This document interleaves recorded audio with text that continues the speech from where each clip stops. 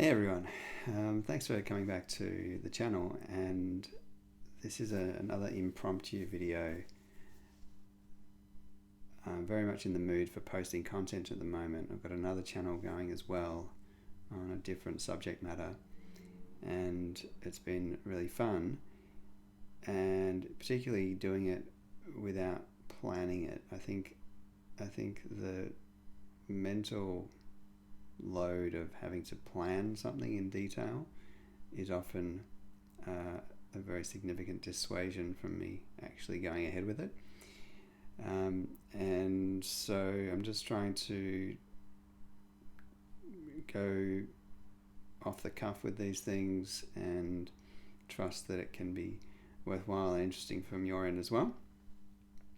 Brief video, really. The artist on screen is called Ren, and if you haven't come across Ren, I could not endorse his music more, and in particular you should look up the song Hi Ren, Hiren, 2 words, which he released about a year ago.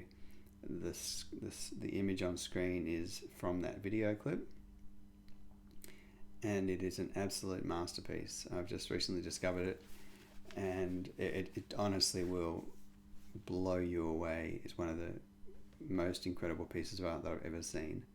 Incredibly moving. And I've been listening a lot to his music, and to this song in particular.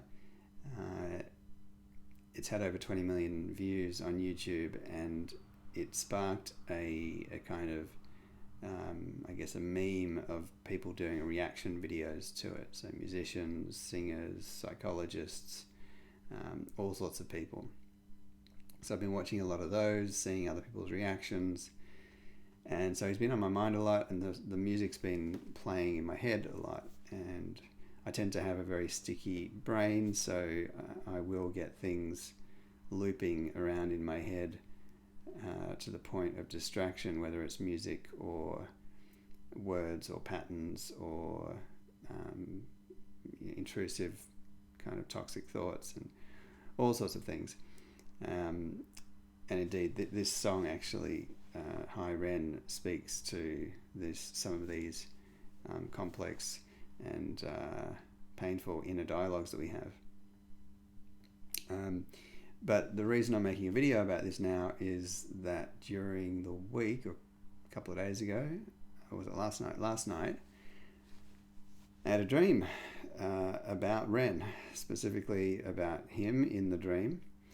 And it was fairly short-lived. There was some stuff that went on that I don't recall well enough to be able to talk about.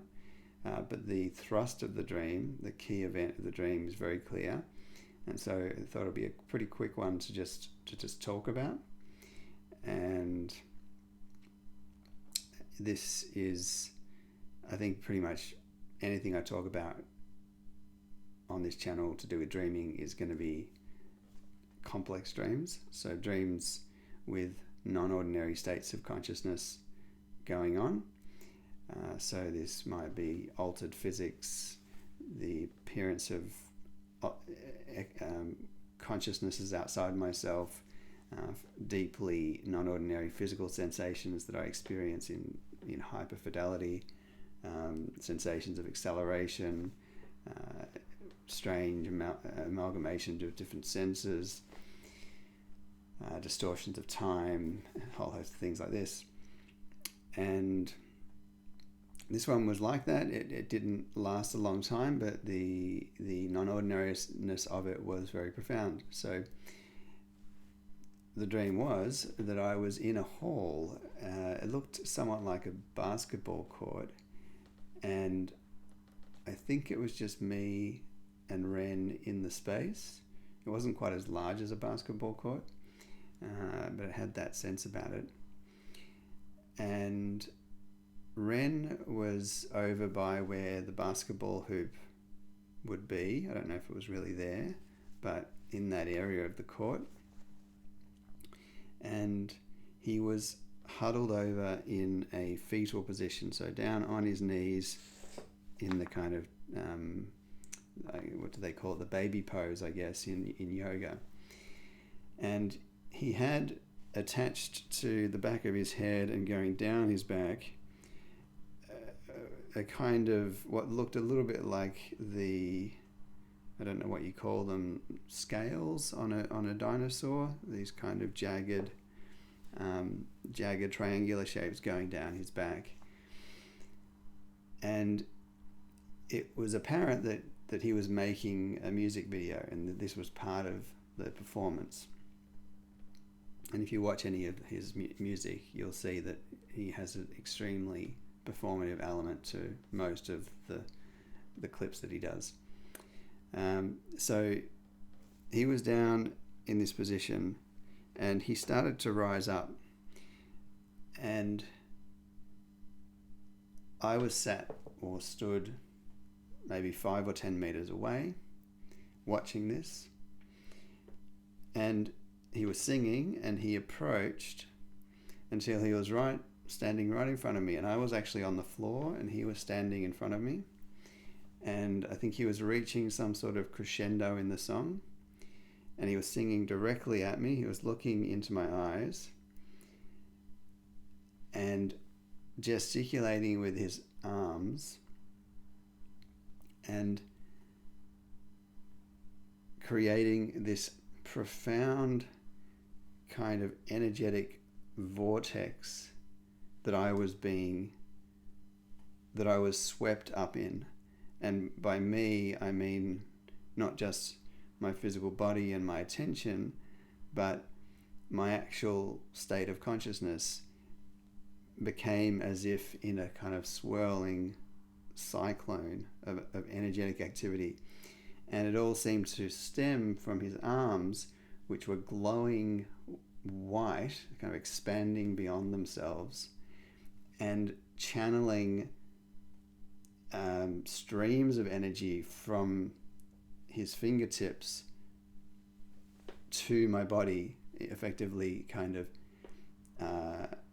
embracing me with this energetic structure, which had everything to do with what he was singing, the music behind it, the way he was performing it, and his intention in it. And it really had this strong sense of him having this profound spiritual kind of power that he was, with all of his might, impressing upon me and pressing through my energetic system. I was completely in the thrall of this situation. It was very disorienting,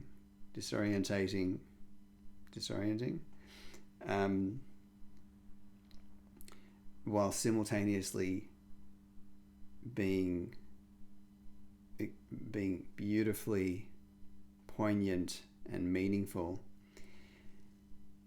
And all I can remember when this finished was that he left the room, or he disappeared from the scene, and I was left sitting on the floor against a wall and had an enormous,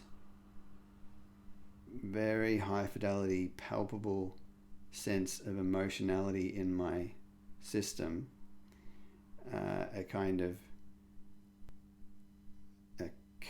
a sadness, I guess, but combined with a euphoric overwhelm. And I was sat there with tears in my eyes, this deep, deep emotion, and I think was conscious of whether anyone else was there for me to share this with. And I'm not sure if there was. Beyond this point in the dream, things did happen, but I don't really recall what they were. I think this, as with some other of the impromptu work I've been doing recently, this would be worthwhile me writing up and trying to find some much tighter and more poetic language to try to sum up the completeness of all of those sensations. But I thought I would just do a quick little description of it here, in case I never do get to doing the rest. I'm sure I will, but I like the idea of not losing this one and maintaining a kind of regular presence on the channel, even if it's not beautifully prepared. I do hope that sharing these experiences will be meaningful to some of you. I know that as someone who experiences and has done for a long time these dreams on a scale that most people can't relate to, I wish that I had more exposure to people who could relate. So hopefully you're in the same boat and it's bringing you some satisfaction and perhaps a sense of being less alone with your complex dreams to hear that I'm experiencing similar things. And hopefully as well to recognize that, well, you may be one of two people. You might be like me, where you don't want to engage with these dreams through an overly analytical and interpretive approach, where you think that that's not how these dreams should be treated, and that to do so is reductive. And if that's how you approach it, then in me you're finding a kindred spirit.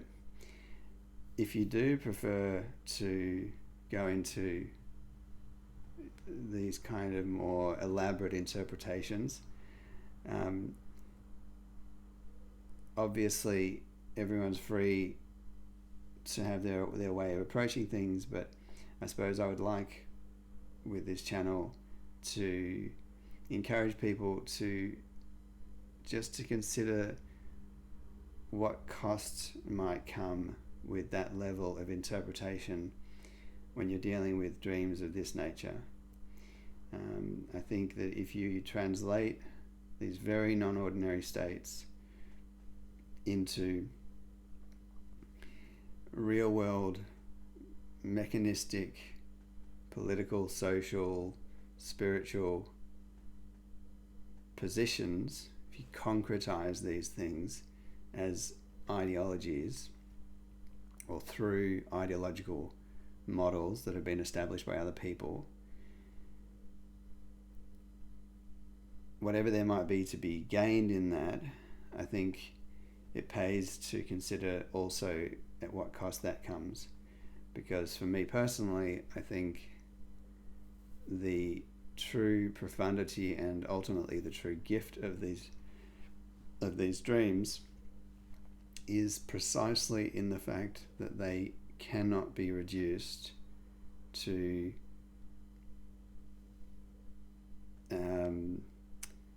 these kind of the models of normal consciousness and to the tropes of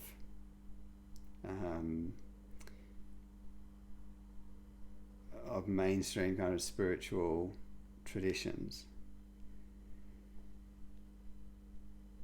I think that the real meat of these experiences is the experience itself, the fact of it existing, the fact of you being inside of it.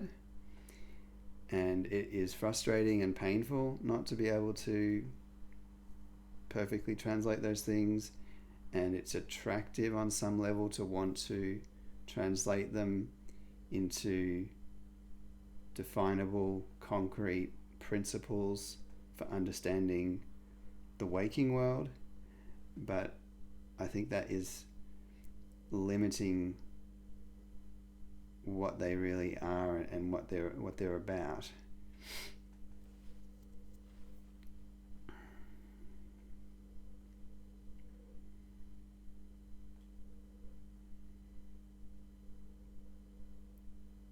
I see it more that really so much of the waking world is trivial relative to what goes on in these non-ordinary spaces. And